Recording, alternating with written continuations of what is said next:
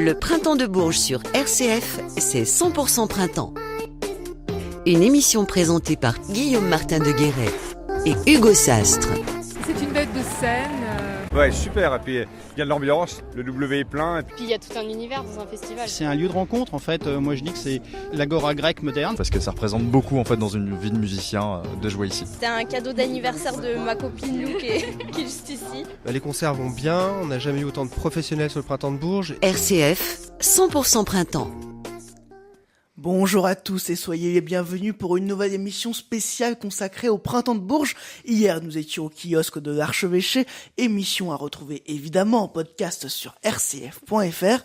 Aujourd'hui, nous sommes de retour dans nos studios de Bourges. Guillaume Martin de Guéret est également présent. Bonjour Guillaume. Bonjour Hugo. Alors, un joli programme aujourd'hui à retrouver, Guillaume. Tout à fait Hugo, nous allons rencontrer Miss Paramount, chanteuse à la voix impressionnante qui nous vient tout droit de Normandie et se produira ce soir sur le festival. Rencontre également avec Adrien Legrand, un inouï du printemps. Vous entendrez également Shirley Winston, l'affiche internationale de cette 43e édition du festival à notre micro. Nous conclurons avec une interview de Boris Vedel, directeur du printemps depuis 2015. Il a succédé au fondateur historique Daniel Colling il y a 4 ans déjà et a su imprimer sa marque sur le festival Berruyer. Un beau programme, Guillaume. On accueille tout de suite Miss Paramount. RCF, 100% printemps. Miss Paramount, vous êtes arrivée mercredi à Bourges, vous avez déjà donné un concert, vous allez encore jouer 2 fois au Hollis Dinner de Avaricom ce week-end. Oui. Vous venez de Normandie, Exact. Même en Normandie, on fait la route pour venir jouer au printemps de Bourges. Bah oui, c'est quand même super chouette d'être invité, de pouvoir chanter dans un festival aussi grand et aussi connu que le printemps de Bourges, quoi. Donc j'aurais pu être en Inde, que je serais quand même venue, enfin, ça fait plaisir. Miss Paramount, c'est un pseudonyme qui est mystérieux, mais finalement teinté d'influence cinématographique américaine. C'est un milieu qui vous a influencé ? Oui, alors faut savoir que j'ai fait des études de cinéma pendant 5 ans. Avant de découvrir ma voix, je voulais être actrice. Donc j'ai grandi dans une famille de cinéphiles, donc évidemment la Paramount, ça a fait partie de mes piliers d'éducation. Et puis oui, c'est vrai que ce nom de scène a pas mal de références, notamment aussi avec la musique. C'était aussi un clin d'œil pour mes parents qui écoutaient beaucoup Indochine quand ils avaient 15-16 ans. Et il y a un titre Miss Paramount. Donc voilà, enfin c'est teinté de... En littérature aussi, Bob Moran, la journaliste, s'appelle Miss Paramount. Donc il y a pas mal de références à droite et à gauche. Mais le cinéma surtout, j'adore ça. Donc ouais. Et pourquoi le cinéma et pas... pourquoi la musique et pas le cinéma ?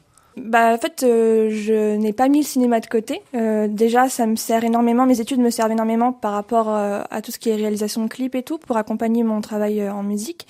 Et j'ai pas fait du tout la croix sur le métier d'actrice. Moi, je sais que quand je tourne des clips, je joue, et quand je suis sur scène, il y a une partie théâtre et une partie chantée. Enfin, tout est mélangé. Et puis, si demain on me propose de faire un film, j'y vais avec plaisir, quoi. Donc, Quel type de film vous intéresserait du coup ? Oh, tout. Moi, j'aime bien tout. Dès que j'ai l'occasion de jouer une autre vie que la mienne en plus, enfin, ça, c'est hyper enrichissant en fait. Donc, si demain on me demande de courir contre des aliens ou de faire du cheval dans un western, moi j'y vais, il y a aucun problème, quoi. Vous avez commencé par des reprises de grands classiques des années 50-60. Quels sont les artistes qui vous ont particulièrement influencé ? Nina Simone, beaucoup. Ella Fitzgerald, Louis Armstrong. En France, Edith Piaf, c'est un grand classique, mais c'est vrai que il y a Peggy Lee aussi. Enfin, j'ai été surtout très frappée par les femmes chanteuses dans les années 50 qui avaient quand même beaucoup d'audace, parce que à cette époque-là, la place de la femme, c'était pas ça. Et puis, d'autant plus que Nina Simone, par exemple, était aux États-Unis pendant la ségrégation raciale. C'était très compliqué et elle a quand même réussi à avoir une carrière, et plus qu'une carrière, à marquer le coup, quoi. Donc, c'est des femmes que je trouve très impressionnantes. Dans votre musique, il se dégage une ambiance très jazzy et une couleur très jazz. Oui. C'est quelque chose pour vous, musicalement, je parle parce que vous avez parlé des chanteuses, mais en termes d'instruments, le jazz, quelque chose qui vous parle ? Oui, alors ce qui est étonnant, c'est que j'ai grandi en écoutant The Cure et Indochine, donc pas du tout de jazz. C'est arrivé un peu comme ça dans ma vie, je sais pas, ça me parle, je suis nostalgique d'une époque que j'ai pas connue en fait, et le jazz, ça résonne vachement en moi, donc c'était un peu une évidence de partir sur du jazz, quoi, puisqu'en plus ma voix se pose bien sur ce type de musique. Finalement, vous allez un peu à rebours de ce qui se fait actuellement. Est-ce que c'est un risque ? Oui, peut-être. En même temps, j'ai pas envie de faire comme tout le monde, et puis je préfère faire quelque chose qui me ressemble plutôt que d'imiter quelque chose qui ne me ressemble pas, et juste pour pouvoir faire comme les autres. Et peut-être que c'est ce qui me permettra aussi de pouvoir faire vivre mon projet longtemps, puisque je cherche pas à imiter ce qui se fait en ce moment. C'est une manière de vous distinguer un peu des autres artistes ? Ben, je pars pas dans l'idée de me distinguer directement, parce que c'est vraiment, j'y suis allée naturellement en fait, mais c'est vrai qu'il y a pas beaucoup de gens de mon âge qui font ce que je fais, et du coup, ben, automatiquement, ça met un peu une distance, mais, enfin, c'était pas volontaire en tout cas, mais, effectivement, ouais. Vous alternez entre des chansons en anglais, en français. Est-ce que vous avez une langue de prédilection? Alors, je suis plus à l'aise en anglais, parce que c'est aussi une manière de se cacher, parce qu'on ne chante pas dans sa propre langue. Et puis, j'aime beaucoup le jazz typique américain, avec, comment dire, quand on chante un peu en ouin-ouin, vous savez, avec beaucoup de twang, comme on dit dans la musique. Mais j'aime aussi beaucoup le français, et j'ai réappris à chanter en français récemment en faisant mes compos, parce que je voulais m'adresser aux gens, et de manière claire en fait, et je me suis dit il y a pas meilleure manière de s'adresser aux gens que dans sa langue maternelle en fait, et du coup j'ai réappris à dompter le français en écoutant du Brassens et en faisant mes chansons. Et le français, vous l'avez appris, ça plaît même lorsque vous partez chanter dans des pays étrangers? Oui, bah là le français, on a quand même une réputation, les Français sont romantiques, les Français ont un accent, les femmes françaises qui chantent en anglais ont un accent, on va même dire un peu, comment dire, sexy, ils ont un petit peu cette idée là du français. Donc quand j'ai joué en Angleterre, effectivement les gens étaient oh là là, la demoiselle, la French touch, voilà. Donc oui, ça plaît beaucoup le français à l'étranger. Miss Paramount, comment ça se passe sur scène ? Vous avez des musiciens qui vous accompagnent ? Alors non, toute ma musique est faite sur ordinateur. En fait, je joue du piano maintenant, et donc mes compos, je les ai faites entièrement j'ai tout fait, batterie, piano, et puis le synthé que j'ai rajouté autour. Et je pose tout ça sur mon ordinateur, et puis ensuite, moi, je fais mon show devant les gens pendant 1 heure, 1 heure et demie. Vous préférez être seul sur scène ? Oui et non, ça dépend. J'ai déjà eu un groupe quand j'étais plus jeune. C'était une bonne expérience, mais en fait, chacun a décidé de voler de ses propres ailes de son côté. Et en fait, c'est compliqué de trouver des gens avec qui travailler où tout le monde est dans la même longueur d'onde. En fait, enfin, c'est compliqué. Donc, pour le moment, je préfère développer mon projet seul. Si je rencontre des musiciens, ce sera avec plaisir. Mais je me sens plus à l'aise pour le moment. Vous êtes pas fermé à l'idée d'avoir des musiciens? Non, pas du tout. Ouais. Bah, d'ailleurs, je fais du piano maintenant, et j'ai approfondi mes études en solfège pour pouvoir bien comprendre les musiciens quand on se rencontre, pouvoir échanger correctement, et ce serait super de pouvoir travailler avec d'autres gens par la suite, quoi. Travailler seul, finalement, c'est plus de liberté pour vous? Disons que moi je suis quelqu'un de quand j'ai une idée, je la concrétise très rapidement en fait, et quand on est à plusieurs, ça prend toujours plus de temps, et moi je suis quelqu'un qui court partout, et donc le fait d'être seul, c'est pratique pour moi, parce que je peux être vraiment à fond sur le truc tout de suite et aller jusqu'au bout de mon idée. C'est une autre façon de travailler en fait. Vous avez une interprétation vocale très particulière qui sonne très vintage. Comment on parvient à ce résultat ? Bah, je ne sais pas. C'est quelque chose que vous travaillez, le fait d'essayer d'avoir ce style un peu rétro? Alors, dans l'attitude sur scène, oui. Dans le look, évidemment, le maquillage et tout ça. Par contre, dans la voix, c'est ce qui a frappé les gens au début, c'est que c'est sorti de nulle part, en fait. J'ai commencé à chanter. J'ai fait un karaoké avec des copines pendant un cours d'art plastique. On a repris une chanson de Grease, et ça, on l'avait enregistré, on l'a mis sur les réseaux sociaux, ça a tourné, et les gens étaient frappés de voir que instinctivement dans ma voix il y avait ce côté un peu rétro, quoi. Ça, c'est du coup, depuis j'ai appris à travailler la respiration, la technique et tout ça, donc ça a amélioré encore ça. Par contre, ma voix un petit peu granuleuse, un petit peu à l'ancienne, elle était déjà là avant. Ce que vous voulez nous dire en fait, c'est que cette voix elle est naturelle chez vous? C'est ça, et ce qui est assez marrant, parce que le contraste entre ma voix parlée et ma voix chantée, c'est pas du tout, il y a un énorme écart, quoi. Alors, il y a quelques jours, vous avez sorti Job, extrait de votre futur EP, qui sera dans les bacs le 24 avril prochain. Oui. Place aux compositions personnelles, du coup? Oui, place aux compos, il était temps de... J'ai fait beaucoup de reprises pendant quelques années, et puis j'avais pas mal d'idées qui me tournaient en tête, et je me suis dit, c'est le moment, on pose tout ça et on sort un EP, et puis là, du coup, j'ai plein d'autres idées, donc dès que je rentre du Printemps de Bourges, je me remets sur mon piano et on continue de composer, quoi. Ce titre Job, c'est un pied de nez à toutes les critiques que vous avez pu recevoir sur votre métier de chanteuse?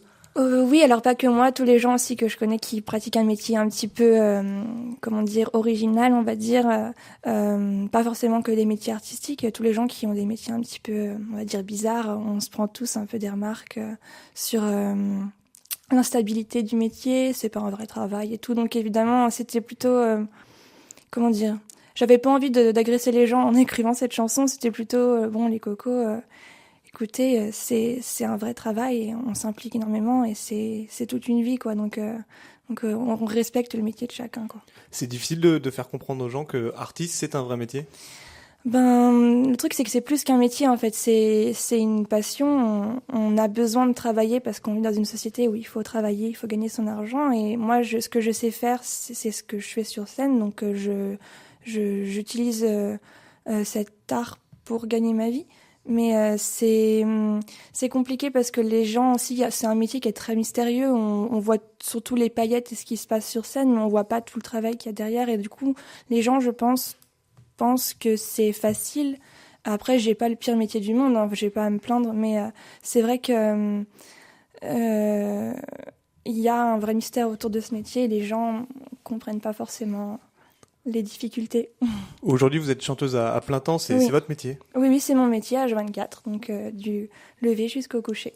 Dans le clip de Job, vous mettez en avant les impératifs économiques du crédit ou du loyer. Il y a des mois où ça a pu être difficile pour vous? En fait, c'est un métier où le salaire, il n'y a pas de salaire en fait.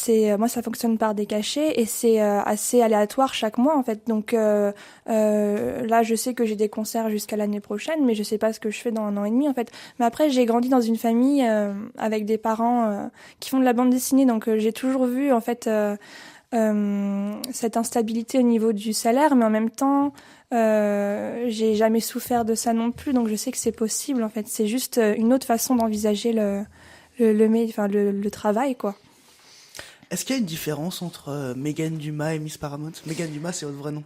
C'est ça. Alors, j'en parlais justement il y a pas longtemps avec mon père. Je pense que Mégane et Miss Paramount, c'est un peu une même personne, quoi. Je me libère un peu plus sur scène. Enfin, disons que le côté un peu plus femme fatale ressort plus sur scène, mais je pense que c'est un peu la même personne dans la vie, quoi. C'est quoi la suite pour Miss Paramount? Un album en projet?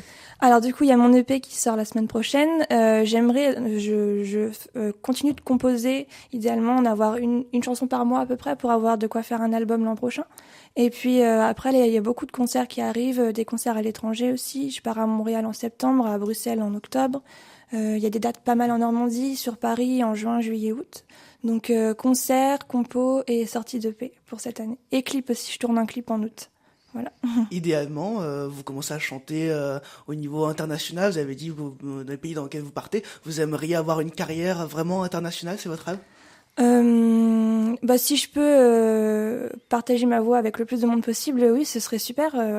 J'aime beaucoup quand je voyage, c'est qu'on rencontre plein de cultures différentes et les gens n'ont pas toujours les mêmes réactions face à la musique et c'est super cool de voir. J'ai chanté avec des Irlandais il y a pas longtemps. Enfin, c'est pas pareil que de chanter avec des Français ou des Belges et je trouve ça super chouette. Donc oui, si je peux chanter dans plein de pays et rencontrer plein de gens, ce serait cool. On va se quitter en musique. Vous avez prévu un live, je crois. Oui.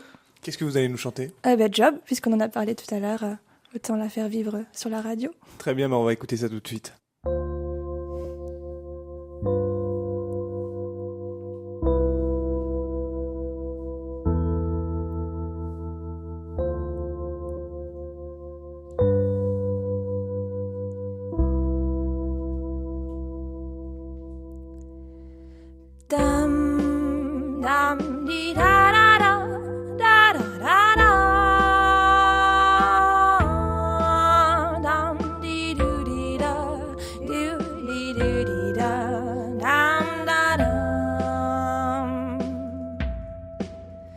Et toi, celle qui chante, tu voudrais pas, dis-moi, changer de plan. C'est pas en chantant que tu rendras fier tes parents. Et laisse-moi te raconter comment ça doit marcher. trouve-toi un vrai métier. Et c'est pas en gribouillant, tu gagneras ton argent. Comment tu comptes payer? Oh, trouve-toi un job, un job. Et t'imagines si ça marche pour elle? On pourra dire qu'on connaît quelqu'un de connu. Si on nous demande comment on était avec elle, on répondra qu'on l'a toujours soutenue. Et toi, celle qui chante, tu voudrais pas, dis-moi, changer de plan? C'est pas en dansant que tu rendras fier tes parents. Et laisse-moi te raconter comment ça doit marcher. Trouve-toi un vrai métier. Et t'aurais pu faire comptable, en voilà un job stable. C'était pas compliqué. Oh, trouve-toi un job, un job. Ouais, enfin, faut pas se leurrer, hein. À un moment, ça marchera plus. Les métiers d'art, c'est trop risqué, et puis elle pourra pas dire qu'on l'avait pas prévenue. Et moi, celle qui chante, non, je pourrais pas changer de plan. Et toi, toi qui penses, qu'est-ce qui fait sens? Et laisse-moi te raconter que ça peut toujours jaser. Je crois qu'il n'y a plus rien à faire. Et j'aurais pu être dentiste, pas de bol, je suis né artiste. Oh mon Dieu, quelle galère. Dam di do di da, dam di da da da, da da da da. Dam di do di da, do di do di da, dam da dam.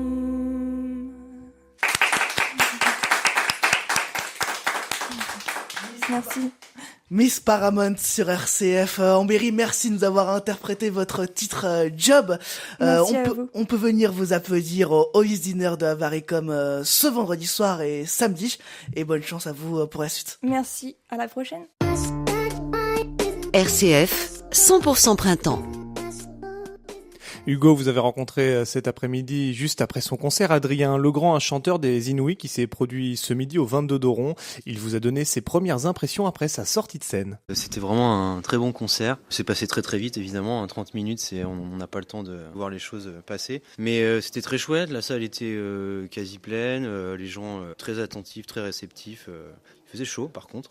Mais non, c'était très chouette. C'était ce que vous espériez pour ce printemps de Bourges? Je n'attendais pas spécialement quelque chose. Je me focalisais déjà sur le concert, essayer de faire un bon concert, passer un bon moment avec le public. Et voilà, c'était un peu flou pour moi et je voulais pas trop y penser. Je suis plutôt agréablement surpris, ouais.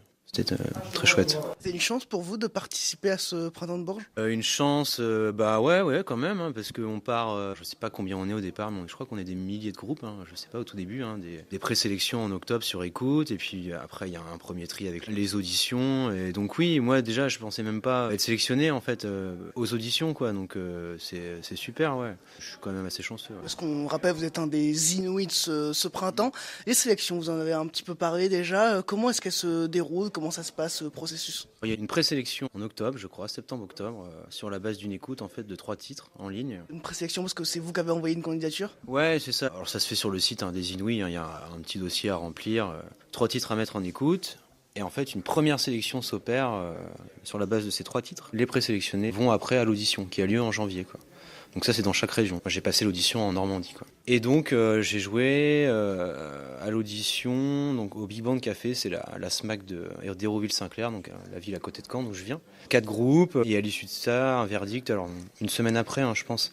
Et c'est très aléatoire, hein. Il y a eu des années où il n'y avait aucun sélectionné sur une région, et d'autres où il y avait des fois 2 sélectionnés. Après, c'est vraiment une cuisine nationale, ça, entre les esthétiques, entre les régions, entre la personne qui va être mandatée par Bourges, qui va rapporter un peu ses impressions, le jury régional, donc local, Vous voyez, c'est un petit peu compliqué, quoi. Mais voilà comment ça s'est fait. En interview pour Ouest France, il y a quelques jours, vous avez expliqué venir sans pression au printemps. Est-ce qu'on vient vraiment sans pression au printemps de Bourges ? On essaye, oui, le plus possible, oui. Pas trop y penser. J'arrive assez à me détacher des choses, à rien attendre. Donc moi, j'étais vraiment dans cette optique-là depuis le début. Je me suis juste dit, fais un bon concert, passe un bon moment avec les gens. Et puis après, on verra ce qui se passe. Après, évidemment, avant de monter sur scène, il y a quand même une petite pression. On va pas se mentir, c'est sûr. Avant de venir, vous avez été en résidence pendant 3 jours. Cette résidence, qu'est-ce que ça vous a apporté ? Plein de choses. On a mis en place un nouveau set, travaillé un peu plus en profondeur les morceaux avec notre ingénieur du son. Et aussi travailler un show lumière, ce qui est une chance. On n'est pas du tout à ce stade-là à pouvoir travailler avec un éclairagiste. Mais là, ce genre de festival comme Bourges permet ça. Donc évidemment, on a travaillé ça aussi, donc voilà, faire en sorte que tout ça fonctionne, le son, la lumière, et puis nous, entre les morceaux, régler telle source, tel instrument à tel moment. Pas mal de petits réglages comme ça, et monter un set comme ça de 30 minutes pour Bourges, et puis bien sûr pour la suite, ça va nous aider pour la suite. Ouais. Vous avez parlé des instruments, parmi les instruments il y a le piano, c'est la touche personnelle d'Adrien Legrand ? Oui, c'est mon premier instrument, tout simplement. Avec cet instrument-là que j'ai découvert la pratique musicale, après j'en ai fait 3 ans étant enfant, et j'ai boudé l'instrument après pendant très longtemps, quoi. J'y suis revenu quand j'étais à la fac. Et puis en fait, ces chansons-là, je les ai écrites il y a 1 an et demi, donc ça c'est vraiment... Le rapport à l'instrument, il est un peu bizarre. Mais tout de suite, j'ai eu envie de revenir au piano et à ce format un peu chanson pop, en fait. Et c'est pour ça que cet EP, il est vraiment centré autour du piano, quoi. C'était une vraie volonté, quoi. La suite sera différente, mais je voulais vraiment que ce piano soit central sur ce premier EP. Ouais. C'est ce piano qui permet finalement d'avoir une pop intimiste, c'est en tout cas comme ça qu'on vous présente un peu partout. Ouais, c'est sûr que ça contribue à ça, parce que de toute façon, tous les morceaux, je peux les jouer en piano-voix, donc ça part de ça, et après, tout ça c'est arrangé, alors avec beaucoup de chœurs notamment. C'est quelque chose que je voulais aussi travailler, quoi, les chœurs, donc là tout le monde chante, dans le groupe, on est 4 voix. Et voilà, et puis j'avais envie aussi d'aller vers des chansons assez lentes, ou des tempos, disons, ce qu'on appelle des mid-tempos, quoi, voilà, des tempos moyens, ou 70 BPM, quoi. Vraiment aller sur des morceaux assez lents, avec beaucoup de respiration. Du coup, on est complètement dans l'intime. Ouais. Et puis au niveau des textes, c'est hyper personnel. Et en français, assez direct en fait. Je procède pas trop par image. Je sais pas faire, moi. Ça fait qu'1 an et demi que j'écris, donc je tâtonne complètement. Quoi. Là-haut, c'est votre dernier clip qui est sorti en mars dernier sur votre page Facebook. Vous le présentez comme le fait que ce n'est pas une chanson joyeuse, c'est pas une chanson triste. Qu'est-ce que c'est alors ? Ah ouais, c'est vrai, ouais, j'ai dit ça, oui. C'est un peu les deux, et en même temps, c'est marrant, en fait. C'est une chanson que j'ai écrite, en fait, j'ai fait une crise d'angoisse en montant dans un avion il y a 1 an et demi, quoi, quand j'allais voir ma famille en Suisse. Je prenais l'avion, et j'étais avec ma compagne. Elle m'a rassuré, en fait, énormément à ce moment-là, quoi.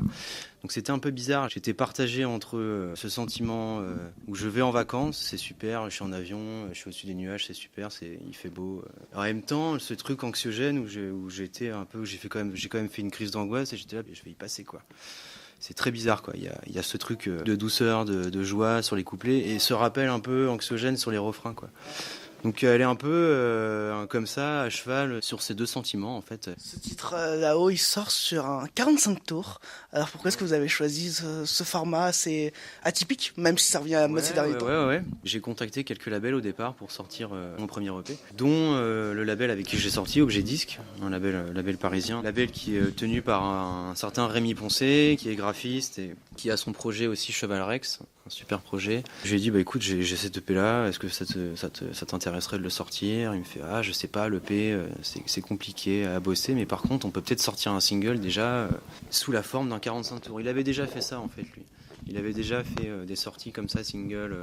Et je lui ai dit, pourquoi pas, ouais, moi c'est marrant, ça fait penser un peu aux années 60-70 où on sortait des singles comme ça à tour de bras, quoi. Avant d'aller vraiment sur les formats albums. Bon, il a repris le principe visuel d'un des vinyles qu'il avait sorti au tout départ, à savoir un portrait avec le visage découpé en fait. Et le visage, en fait, c'est le rond du vinyle, quoi. Donc on a repris ça avec une palette de couleurs différentes. De toute façon, je voulais un objet physique. Moi, je suis très vinyle, donc ça tombait sous le sens, quoi. Le printemps de Bourges aujourd'hui, dans le futur, qu'est-ce qui est prévu pour vous ? J'ai encore des dates jusqu'au mois de juillet, 8 ou 9, je sais plus. Après, c'est les vacances. Après, je pars dans les Hautes-Pyrénées. Et après, j'aimerais bien enregistrer un second EP fin septembre, début octobre. Ouais. D'ici là, j'aimerais bien aussi évidemment avoir des dates sur l'automne et l'hiver, quoi, continuer sur la lancée, quoi. Je prépare un deuxième clip aussi, donc là, je sais pas s'il sortira avant l'été ou s'il sortira à la rentrée prochaine. Voilà, c'est pas encore décidé, c'est encore un peu flou. Vous entendiez à l'instant Adrien Legrand, Inouï, chanson pop du festival, et maintenant on va l'écouter chanter avec Là-haut, un extrait de son 45 tours sorti en début d'année.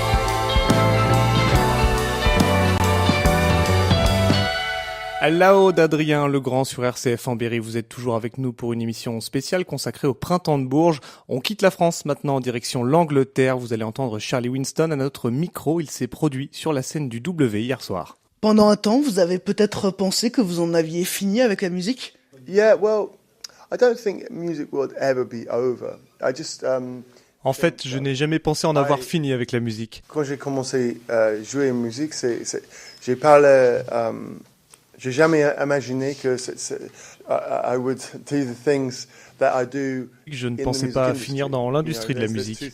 Il y a deux choses, être un musicien et être un artiste dans le show business, et j'ai pensé que j'en avais fini avec ce milieu. Je voulais protéger ma relation avec la musique. C'est comme un enfant, il faut avoir une bonne entente avec lui. Si on te propose de commencer une collaboration, il devient associé de travail, mais c'est dangereux, c'est une relation totalement différente. C'est la raison pour laquelle j'avais besoin de prendre mes distances avec le show business et juste vivre ma vie. Si j'ai rien dire pour la musique, c'est donc pourquoi écrire les chansons. Donc I wanted something to write about. Parce que si je n'ai rien à dire, pourquoi écrire de la musique? Je voulais continuer à écrire, car ce n'est pas juste de la musique, c'est la poésie, c'est parler de ma vie. Quand vous avez écrit votre dernier album, vous pensiez à quelque chose de précis? Quels sont les artistes qui vous ont inspiré? Yeah, I listened to a lot of music by Salif Keita. J'écoute énormément de musique africaine telle que Salif Keita, Tinariwen, Baaba Maal, Imaham, un groupe de desert rock algérien. Parce que pour moi, un album, c'est comme un album photo. C'est un moment de ma vie. Donc quand j'ai ouvert le livre de les photos, ça me donnait beaucoup de mémoire. Et chaque album, c'est comme un autre mariage avec une fille. Et chaque fois que j'ai écrit un album, c'est comme j'avais beaucoup d'enfants, 10 enfants. Et chaque chanson, c'est un enfant. Et j'ai la fierté de chaque enfant in different ways. De différentes manières. In different ways. And sometimes, I'm closer to this song and not so close to this song, but it's still my family. Et parfois je suis plus proche d'une chanson ou d'une autre, mais c'est toujours toute ma famille et je suis fier de tous. Bien sûr, maintenant je suis plus proche de Square One, mais je suis en train de changer et de penser à un autre album. Pouvez-vous nous parler de votre relation particulière avec la France? This is the number one question. I've had like 5 interviews today and everybody's asked me this question. C'est la question numéro 1 que tout le monde me pose. J'ai eu au moins 5 interviews aujourd'hui et tout le monde aime cette question. Que voudriez-vous savoir? Je ne suis pas un spécialiste. Vous voulez savoir pourquoi je suis un si grand ami de la France? Mais je suis un genre de franglish. Maintenant, je suis un mélange. Ma femme est française, mes enfants sont franglish. Ils sont le mélange des deux. It's like un mélange de les deux. Dans ma vie. Mais depuis que j'ai déménagé ici encore, il y a deux ans,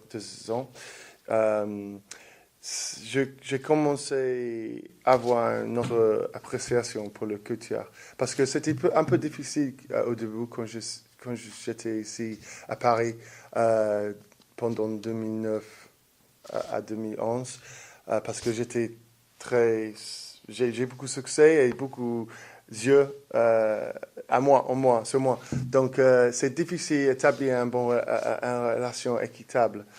Mais maintenant, c'est mieux parce que quand j'ai déménagé ici, entre les deux, mon dernier album et cet album, c'est calme. Donc, it was easier to establish cool relationships with people. C'était facile de s'installer avec des relations détendues avec les gens du village. Les gens ne me traitaient pas du tout comme C. Winston.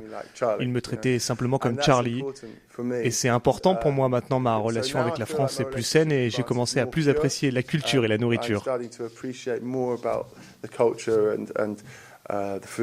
Charlie Winston sur RCF en Berry. En attendant son retour, peut-être au printemps de Bourges, on écoute tout de suite sa chanson The Weeknd, qui colle bien avec cette ambiance du vendredi soir.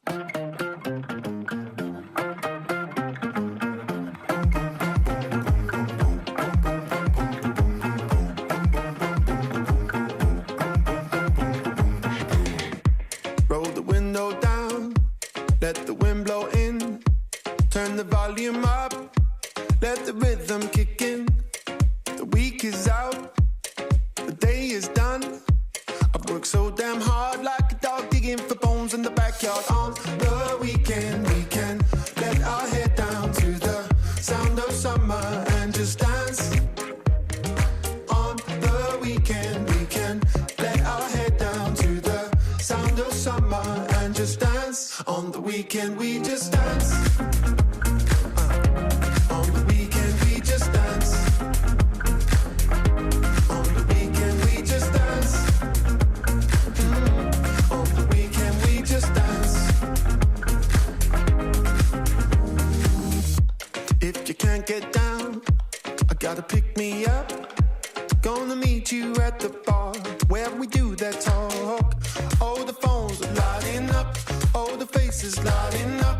Now the fires are light, but I don't know whether we're gonna remember. On the weekend, we can let our head down to the sound of summer and just dance.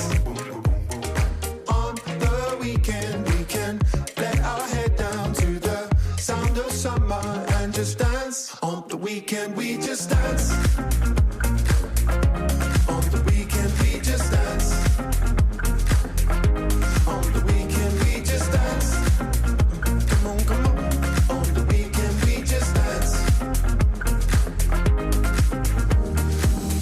All we need is rhythm.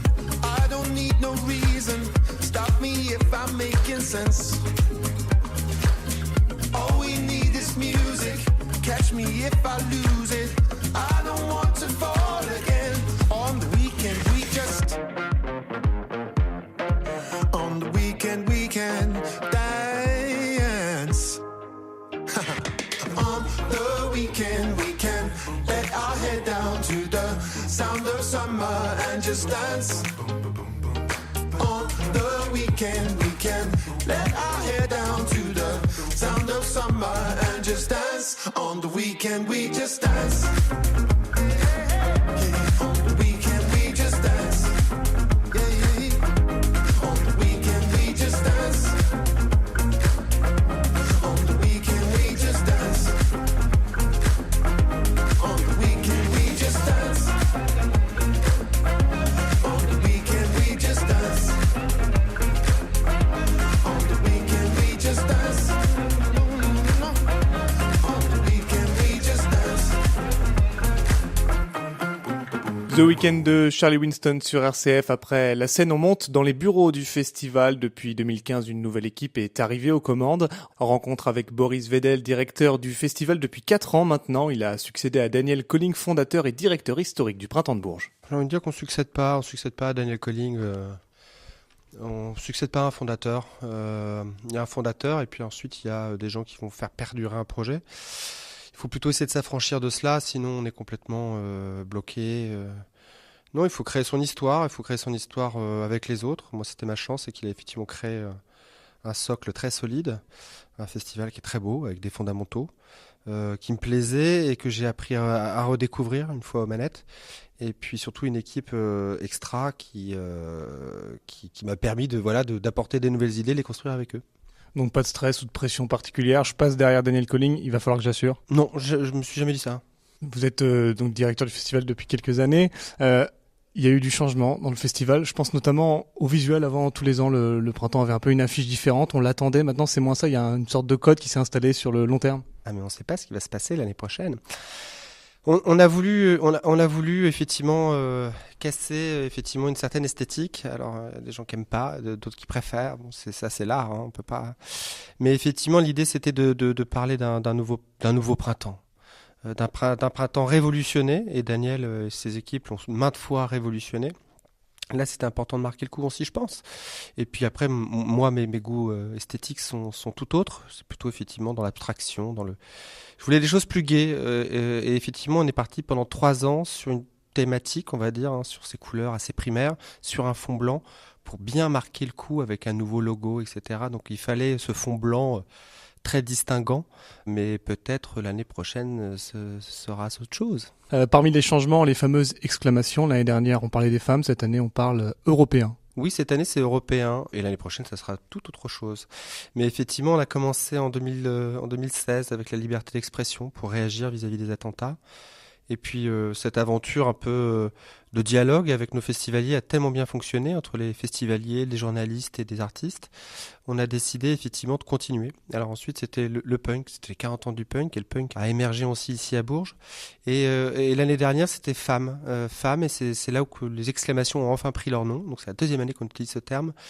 Femmes pour parler de la création féminine et de l'expression féminine. Et puis cette année européen, pourquoi ? Oui, parce qu'il y a un Brexit, il y a une Europe qui est effectivement discutée, bousculée, et il faut la bousculer, parce que je pense que je suis un Européen convaincu, mais qu'effectivement les rêves d'hier sont plus nécessairement ceux d'aujourd'hui.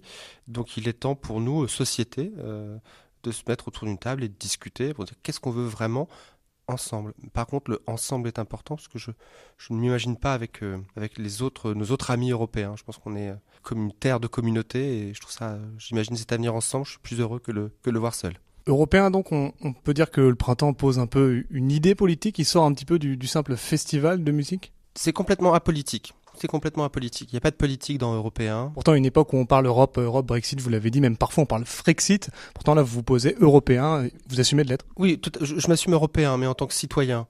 Alors après, vous avez raison dans un sens où tout est politique. Tout est politique. La taxe des carburants, c'est politique. La politique, c'est comment on vit ensemble. C'est les règles qui nous permettent de vivre ensemble. Donc en ce sens, c'est politique, au sens humain du terme, mais pas au sens négatif qu'on peut voir dans le terme négatif. Non, là, vraiment, l'idée, c'est de poser une discussion mettre un peu en perspective les interactions entre la culture et la société. Donc c'est pour ça qu'on a voulu parler d'Européens, parce qu'on l'est tous, qu'on le veuille ou pas. On l'est tous. Alors après, oui, effectivement, je suis complètement contre le Frexit. En tout cas, tant que l'Europe est comme ça, je suis contre. J'espère qu'elle sera mieux, plus humaine. Ce qui est important, c'est qu'effectivement, aujourd'hui, on voit qu'il y a des fossés qui se creusent. C'est important de réagir. Et c'est là où, effectivement, il faut se mobiliser ensemble et effectivement, trouver des nouveaux horizons communs. Et je trouve que quand je vois ce qui se passe aux États-Unis ou ce qui peut se passer dans d'autres pays, par exemple sur la création artistique, l'Europe a voté des lois qui protègent les auteurs contre les GAFA, les Google, les Facebook, les Amazon, qui spolient les artistes et qui font semblant sous prétexte de liberté, on s'affranchit des droits à payer aux auteurs. Mais ces auteurs, ils ont le droit de vivre aussi. Donc c'est sympa de voir une vidéo sur YouTube. Mais la personne qui a fait cette vidéo, elle a le droit de vivre aussi, d'accord ? C'est comme quelqu'un qui fabriquait une voiture, on lui dit tu sais, je vais prendre ta voiture puis je vais partir avec, parce que tu comprends, dans la société, tout est gratuit maintenant.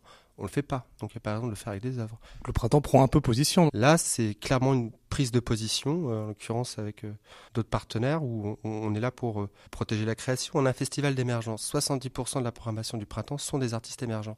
Donc des jeunes artistes émergents, c'est un jeune artiste. Donc un artiste qui n'a pas encore d'album et qui va démarrer. C'est un vrai métier. C'est pas juste prendre une guitare. C'est un vrai métier.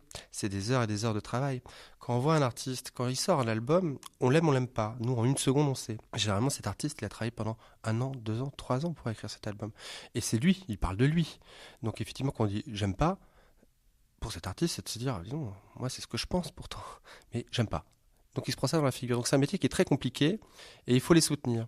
Et effectivement, ces œuvres, elles doivent être protégées. Et l'Europe, si on reparle de l'Europe à nouveau, elle vient de voter une loi, une directive qui permet justement de protéger mieux les droits de ces artistes pour éviter la spoliation et permettre à ces artistes de continuer de créer, ce qui, à mon avis, met un peu de couleur dans nos vies. Donc on peut le dire sans dénigrer l'ancienne direction, que la nouvelle équipe qui est arrivée essaie de sortir un peu du simple festival musical. Oui, peut-être, mais et encore non. C'est pas vraiment que je veuille défausser. Hein. Le Printemps de Bourges en 77, quand il a été créé, il n'y avait pas Facebook, il n'y avait pas YouTube, il n'y avait pas ces gens-là. Mais par contre, il y avait une télé et une radio. Et le Printemps de Bourges a permis des artistes qui ne passaient pas sur cette télé et cette radio, qui étaient censurés, c'était clairement la censure. Ils ont permis à ces artistes de s'exprimer. Donc quelque part, il y avait déjà cette volonté de faire émerger ces artistes. Aujourd'hui, le printemps, c'est un nouveau printemps, j'ai envie de dire, mais qui fonctionne peut-être plus avec les codes d'aujourd'hui. On sait que quelque chose qui vous tient particulièrement à cœur, c'est le printemps dans la ville. Vous êtes breton d'origine, c'est le côté fest-noz qui vous fait plaisir ? Alors oui, effectivement, les Bretons, il y a la culture du fest-noz. C'est pour ça qu'il y a beaucoup de festivals en Bretagne. Il y a cette tradition de faire la fête dehors, en musique. Effectivement, ça coule certainement dans mon sang. Ça s'est exporté depuis. Hein. Les Gaulois sont très festifs. Ça finit toujours par un banquet. Le printemps là est bien lancé, on est en plein cœur du festival. Quel est votre sentiment là ? Est-ce que vous arrivez à prendre un petit peu de recul sur cette édition ? C'est toujours un peu difficile de prendre du recul sur le festival, on le vit à toute allure. Est-ce que ça se passe bien ? Je vois beaucoup de sourires, donc j'ai le sentiment que ça se passe bien. Les professionnels ont l'air contents, les gens dans les rues ont l'air contents, les gens dans les salles ont l'air contents, les artistes ont l'air contents. Et j'ai la humble impression que c'est pas que le soleil. Donc je me dis qu'on n'a pas trop mal travaillé, mais qu'on fera toujours mieux l'année prochaine. Justement, le soleil, la tradition, printemps pluvieux, printemps heureux, mais printemps ensoleillé, printemps blindé. Oui, on a énormément de chance cette année. C'est un temps estival, on va lâcher le mot. Donc c'est l'été de Bourges, Mais non, il faut en profiter, il faut jouir, il faut savourer. Comme disait un ami, une très bonne amie qui un jour où j'avais le spleen me disait, Boris, il faut savourer les instants. Et là, on est dans un instant, en tout cas pour, j'espère, le plus grand nombre d'entre nous, positif, donc il faut le savourer. Et puis pour ceux qui sont dans d'autres moments plus noirs, espérer et savoir qu'effectivement, ils savoureront à nouveau un jour. Et pour conclure, Boris Vedel, qu'est-ce que Boris Vedel il va voir en concert le vendredi soir au printemps ? Si vous n'étiez pas le directeur du festival, vous arrivez à Bourges, vous dites « Tiens, je vais voir ça ce soir », qu'est-ce que ce serait ? Ah, vous êtes dur. Je pense que j'irai voir Clara Luciani et Jeanne Haddad. Mais Clara Luciani, parce que je l'ai vue qu'une seule fois, très rapidement, l'année dernière, ici au Printemps de Bourges, dans cette petite salle du 22, où justement elle était sur une scène émergente. Aujourd'hui, elle est l'une des artistes les plus jouées en radio en France. C'est une voix extraordinaire, des textes très très beaux. Donc j'ai vraiment hâte de la revoir. C'est une très belle artiste. Jeanne Haddad, Boris Vedel en parlait, elle sera à 21h au W. On se quitte avec sa chanson Radiette. Bon week-end et bon festival à l'écoute évidemment de RCF en Berry.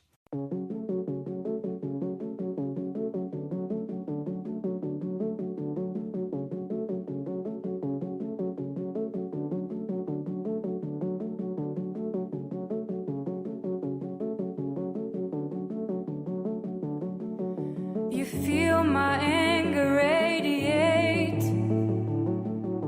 my brutality disseminate. Still feels empty around me, but now I can bear the vacancy. I am in danger to be the danger, the quiet anger that troubles water. Smile on my face, I'm going under. Fear radiates, lights up a fire. You feel my anger radiate, my brutality disseminate. Still feels empty around me, but now I can bear the vacancy. If you rise with the sun, we will rise together. Battle's only just begun and I'm going under. If you rise with the sun, we will go together. Battle's only just begun and I'm going under.